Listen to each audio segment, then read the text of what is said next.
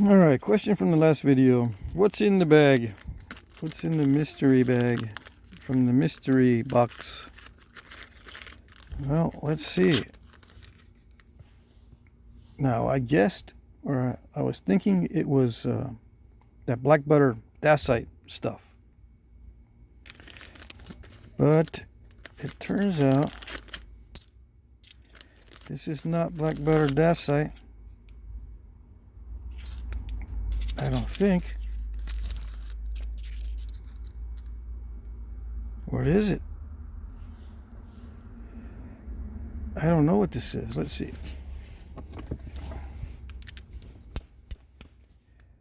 See if it's shiny when I nap it. I might have a slight patina on it.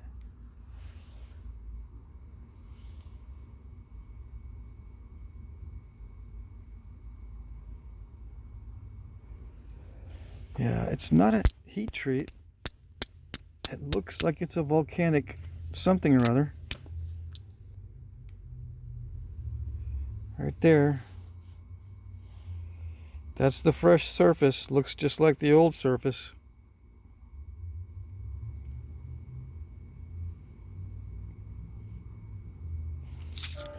Now it's either a high-grade raw chert or something volcanic, like a extremely fine-grained basalt.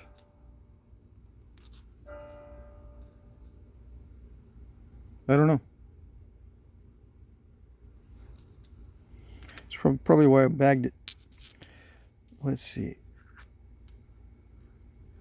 It looks like it's a little bit rough. Yeah, see how it's a little bit rough? That's characteristic of the fine-grained basalt stuff. See how it's rough right there? This is the original flake scar. On obsidian, it's extremely smooth, except it might have little pits in it from ash pockets. But a fine-grained basalt has a little bit of roughness to it, so that's probably what it is. A chert would be very, very smooth, and a flint would be smooth as well. So I would guess it's an extremely extra fine basalt. Extremely nappable. Easy to nap. Fine-grained basalt. Yeah. That would be my guess. All right? So, to answer the question, I don't have an answer to that question, because I'm not an expert in identifying rocks. I just check to see if I can nap them. That's it. Yeah, I just check and see.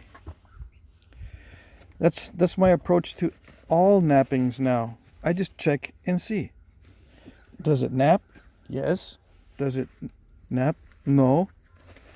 Well, if no, in the next little box in the flow chart, if no, try heat treating it. Did it improve? No. Try heat treating it again at a higher temperature. Did it improve? No. Go around the flow chart again every single time until it either gets above 500 degrees or above the ability of you to heat, or it naps good. Right? Now, I can go higher than 500 if I build a fire outside. I can't build a fire outside here. Unfortunately, very few campsites around here, which surprised me, they don't allow open fires. Which is a big bummer, because when I grew up, every campsite allowed an open fire. Now, I can't say that they don't, because I just went to one the other day, and they allowed open fires, but there was no openings, and the ones that there were like $60 a day. There were no cheap openings for primitive campsites, I should say. There were openings, but there were no cheap ones for primitive campsites. What was I going to do? Anyway, I'll figure it out in a minute. I went there. I would have to make a reservation. I could see there were open campsites, but they were all, I guess, reserved for the weekend coming up or something. I don't know. Anyway, I couldn't get a campsite, even if I wanted to. The price was like $60 a day for one, that if I wanted to reserve one. And then they had a little section where you could do a fire. And then they had a pit on the ground. But the section where you can do a fire, like a barbecue pit thing, like a metal encased thing, that's where they recommend you build fires. They don't recommend building the fires on the ground. And there was no fire ban, nothing. I guess they had a bunch of rowdies or something. And they decided not to allow chaos in the campsites. No. But when I grew up there, when I grew up here in the Northeast, everyone was building fires on the ground. Everybody. You can even go to the beach and build a fire right there, like we used to do. We could build a fire out on the beach. I don't know if they can do that nowadays. Anyway, to heat treat higher than 500 degrees, or fire higher than my turkey roaster, I would have to put it in a fire. My turkey roaster at the present time goes up to 400. Up to 400. That's the max on my present turkey roaster. So, in the flow chart of heat treating, I would start at 275 for 4 hours. If it didn't work, flow chart says try again at 50 degrees higher. Okay, so what is that? 325? Okay, did it work? 325 for 4 hours? Did it work after I took it out and cool it down? Or cool it down and then take it out? No? Flow chart says do it again. I just go by the flow chart now. I just throw everything in at the same time. I don't care what it is. I throw obsidian in there too. Who knows? Maybe by some miracle it'll improve. And I chip everything in that batch a little bit, like what I'm doing now. Just chip everything in the batch. If it chips good, it's good. If it doesn't chip good, if it's all broken up, if I ruined it, I throw it. I don't chuck it. Sorry, Chuck. I don't chuck it. I throw it out. Oh well, I lost some. Put it back in. Chip every single piece like this. Does some of it work good? Yeah? Alright. I put it on the side. Good. That's a good pile. If it gets ruined, I throw it out. What is it? What is the stuff that I put in there? I put everything in. I even put obsidian in there. I don't care. I put everything in. I don't care. If I have a specific piece like this, just one flake that I want to heat treat, do I put it in there and treat one flake? Yeah, if it's on my own dime, I might do that. It costs money to run that turkey roaster for 4 hours. And it also costs money to run it for 24 hours before I start everything to dry out the stone. And yes, I'll take one flake like this, I'll dry it out for 24 hours on 200 degrees. Just one flake. Yep, and I'll do the whole process for one flake. I've done it before. Just to satisfy curiosity, or someone wanted to know specifically, just by itself, because you know, other pieces in there or sand in there around it could affect the mix. I mean, could affect how it turned out. So I didn't want any. The person asking the question didn't want any interference whatsoever and was able to duplicate it perfectly. And the only way that happens is for there to be no other thing in there with the stone to interfere with the heat absorption or the heat spreading out or the heat equalization or not,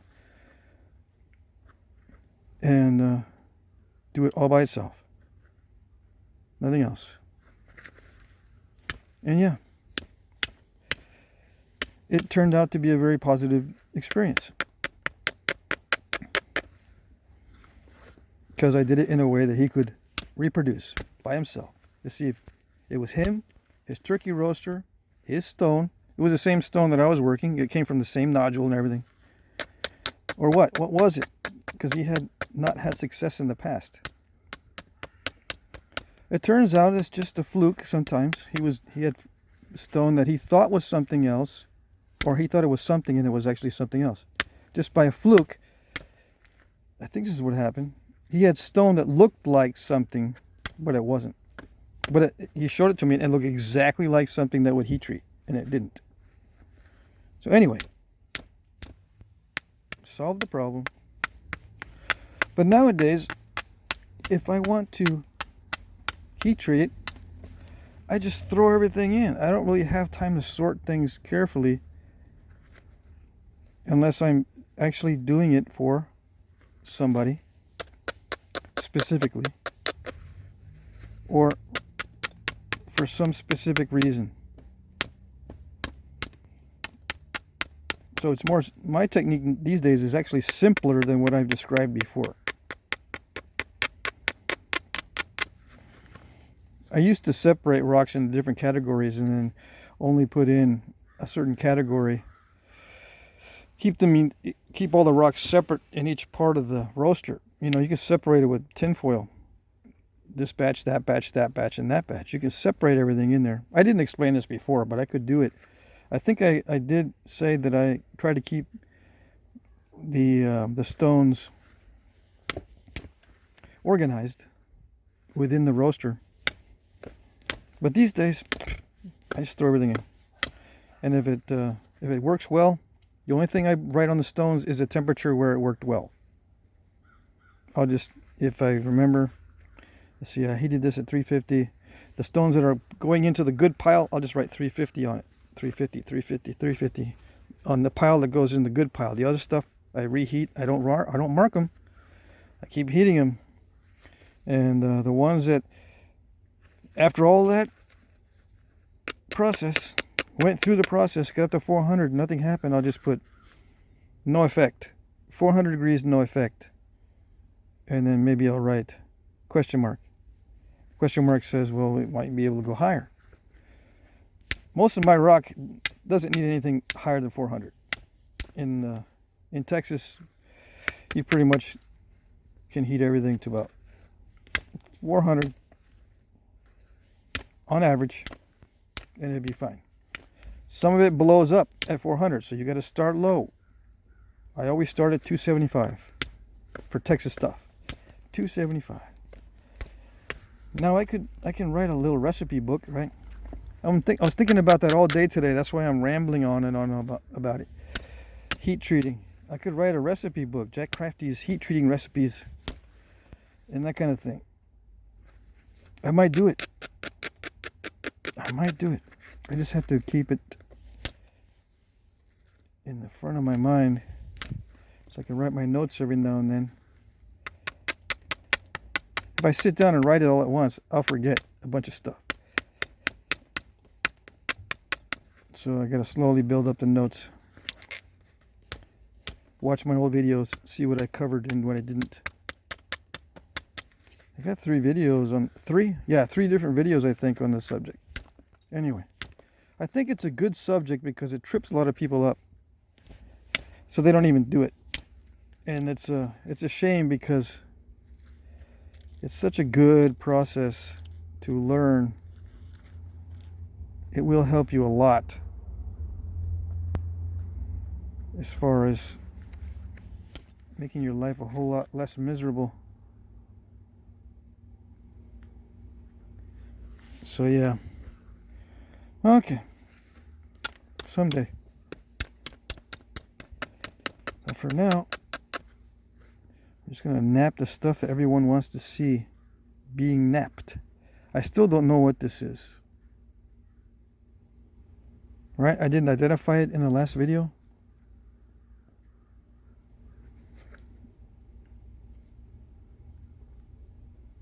I don't know.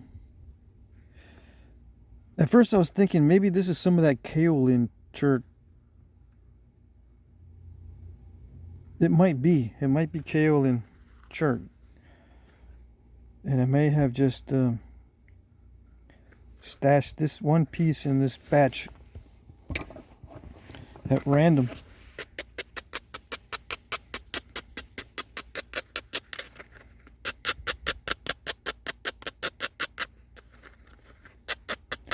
I don't know. I'm not sure. It's going to be this way with these pieces from the box. It's going to be, yeah, I kind of know, but I'm not exactly sure. I think it's the right one, but I think this is the right description, but I'm not actually sure. What does that tell you? It tells you don't really need to know much about the stone in order to knap it.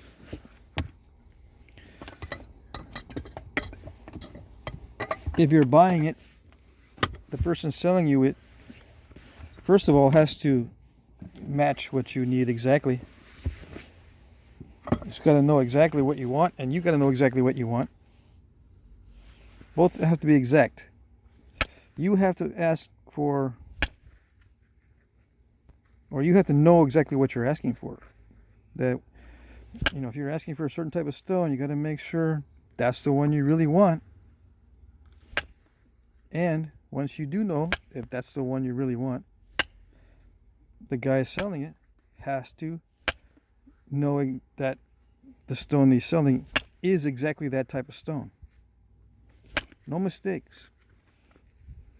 If you really want to get into it by name and by criteria,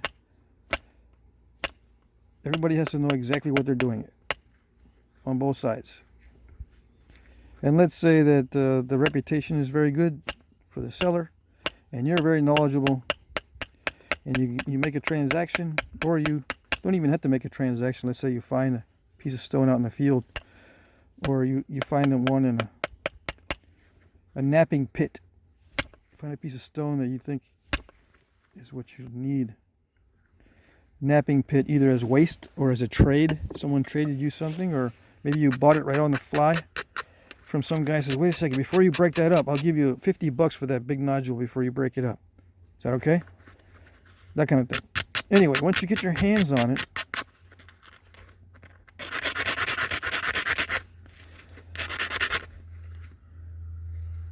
it may not be the same as what you had knapped before.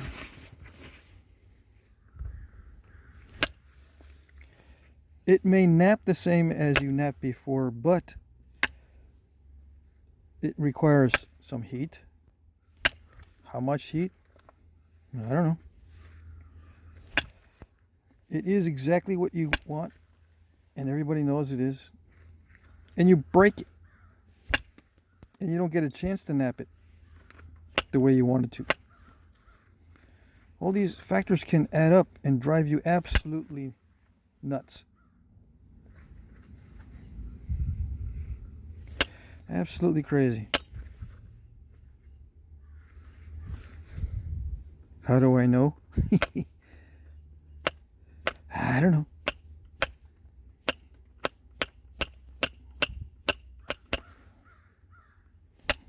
So, consequently, moral of the story is you can make it as complicated as you want, or not complicated.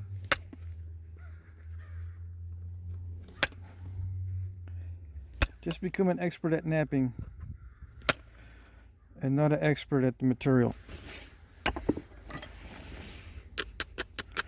That's my advice. Don't get hung up on the material, because it will torture you. It's nature, just like wood, just like woodworking. And you guys out there that have worked woodworking, especially the high-end type stuff, you know that sometimes you just are not able to get the sweet wood that you had before. Or you did get it, but something was not right. The blades were not sharp. The humidity in the air was quirky. It warped. Something happened that there was a knot in it. You had to try to work around the knot, and it just didn't quite measure up to what you needed. It wasn't big enough after you had to work around the defects. And yada, yada, yada. Same thing happens with stone. So what you do is you just become good at working wood in general. And whatever's on sale, just give me whatever's on sale. Is there wood on sale? How much is it per board foot, whatever? Is there a special? Go to the specials page first. And you can make doo-doo with what you got. Or make do with what you got. What do you got? It's on sale. I can work anything. There you go. Give me a bunch of that. That's the way I am with stone now. I don't sweat it. If it's good, it's good. If it's not, it's not.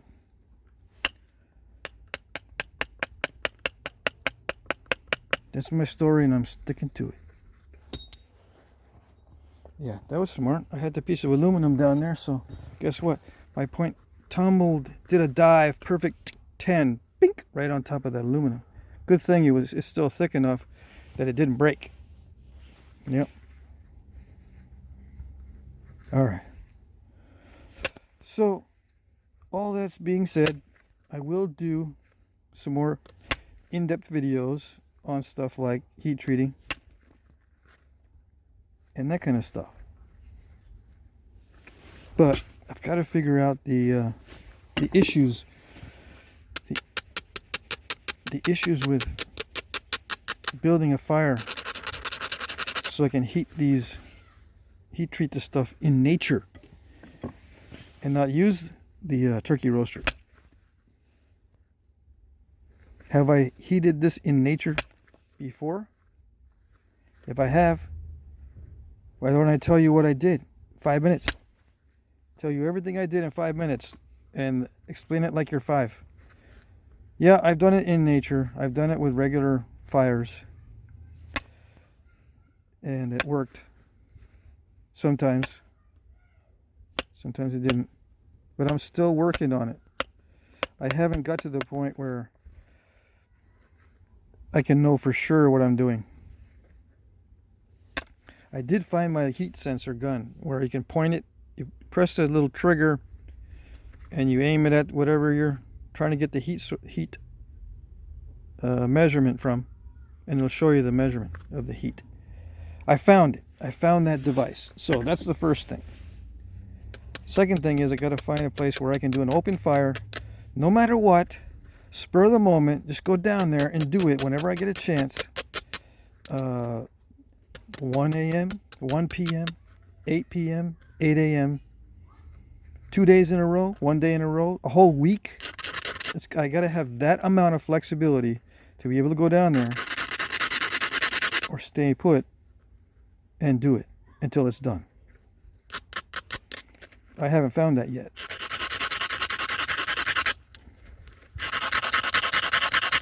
Because, I don't know about you guys, but with my luck, if I have any restrictions whatsoever, the first obstacle is going to be that restriction.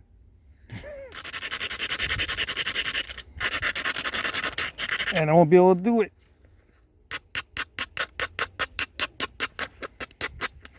That day I was looking for campsites. I was driving around for 2 hours looking at different places.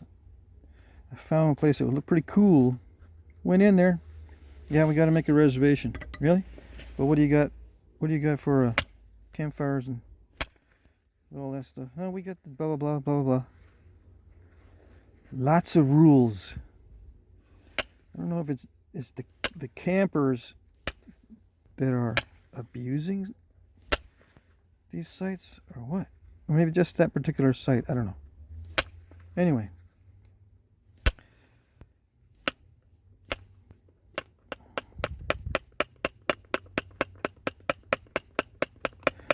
That was the closest one to me at that particular time.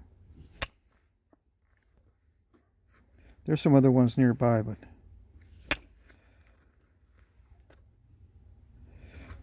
it says right on the website, no open fires. So scratch that one on those. I mean, I might go there just for grins and giggles.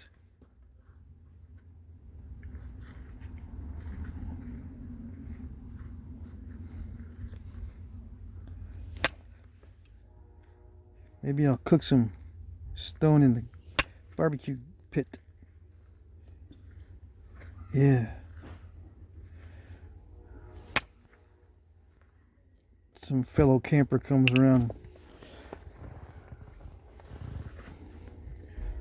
Says, "What you cooking?" Nothing really.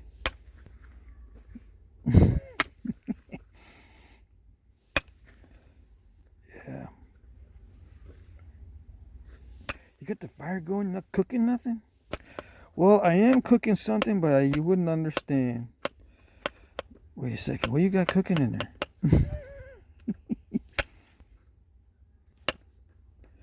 Alright, I got some rocks cooking in there. Oh, dang.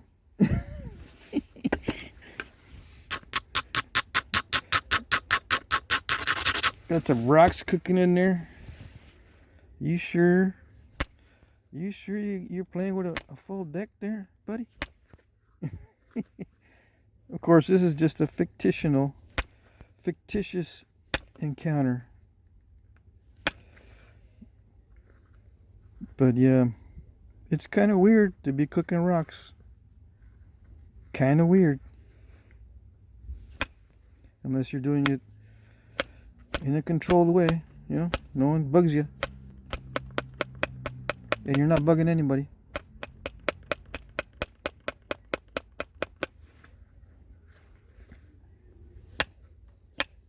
And you got plenty of time. Then everything's cool.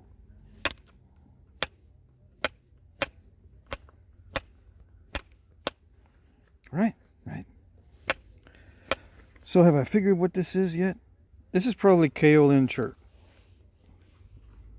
Yeah, I would take a guess that that's what this is. Heat treated. Now, what temperature is this heat treated to? I think the most extensive heat treating chart that I've seen online is from Puget Sound Knappers. P-U-G-E-T, Puget Sound, S-O-U-N-D, Puget Sound Knappers. I think it's in Oregon, although I always get the states mixed up. I don't know if it's Oregon or Washington or Northern California. Somewhere around there where they got lots of obsidian. Anyway. Why they have an extensive heat treating thing when most of what they got up there is obsidian? I don't know, but they're on the ball. They have a large or a long list of different things, different rocks and their heat treat temperatures. Now, are those set in stone? Are those exact? Are those proper? Are those perfect? Nope, they're not. They're not exact. They're not all going to work for you.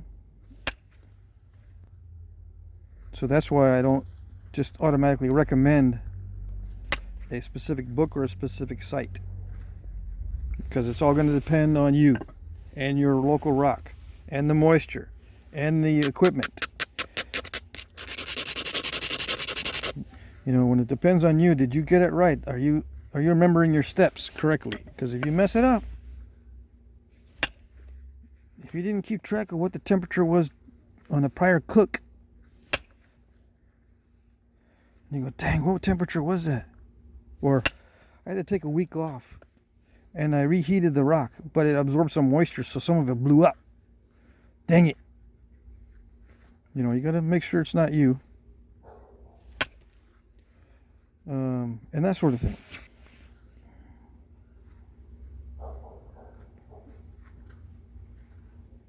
So I just recommend experimenting with it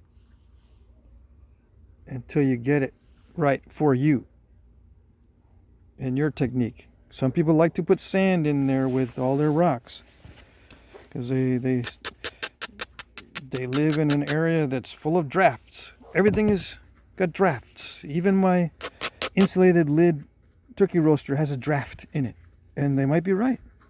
They might be living in the world of drafts that will affect the air temperature. So they need to have this buffer in there so the drafts don't go in there and mess it up. I'm not making fun. because that does happen. You know, you might be that 1 out of 10,000 people that has a draft in their turkey roaster. And if I tell you it doesn't matter, don't put sand in it, and you say, okay, I won't, and then all your rock breaks up because of your draft. It's my fault, really. I should just tell you, make sure you do what works for you. Don't listen to me. Don't listen to me specifically. I could have a lot of different pieces of information that none of it works for you. None of it.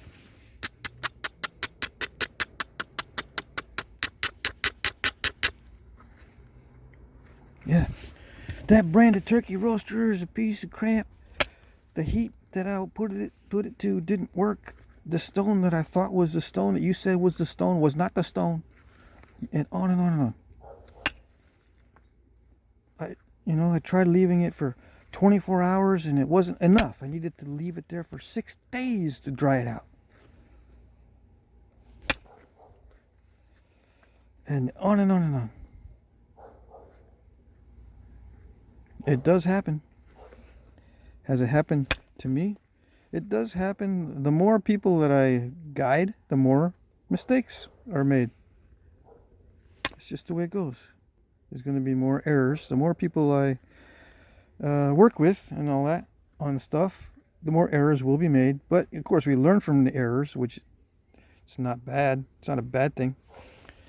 The only bad thing is if I tell you to do it exactly this way because your way is not going to work. That'll be bad.